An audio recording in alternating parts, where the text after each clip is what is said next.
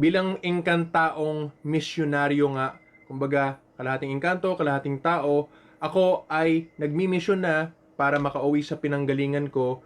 At dahil nga dito ay umiiwas ako sa lahat ng mga kahalayan at ang kadalasan na makamundong ginagawa ng mga ordinaryong tao dito sa mundo, ng mga bisyo, yung pag-aalak, pag-inom, pag-yoyosi, pagdodroga, pagkakaraoke. Kumbaga parang meron nga akong pag-retreat or pag-alis mula sa mundo. Kaya nga ako ay mag-isa kadalasan dito sa bundok at nagdarasal, gumagawa nga ng mga videos, nagsusulat, at mas kasama ko nga yung mga engkanto kesa sa mga tao kadalasan. Pero kumbaga, hindi pa nga ako kasi pure engkanto, kaya hindi ko pa sila makadaupang palad na talagang lubusan. Pero dahan-dahan, nakukuha ko na dahil nga pataas na ng pataas yung enerhiya ko bilang isang engkantaong misyonaryo. Kaya nga kapag umabot na natapos na ako sa misyon ko, ay makakauwi na talaga ako sa kabilang mundo sa pinanggalingan kong kaharian.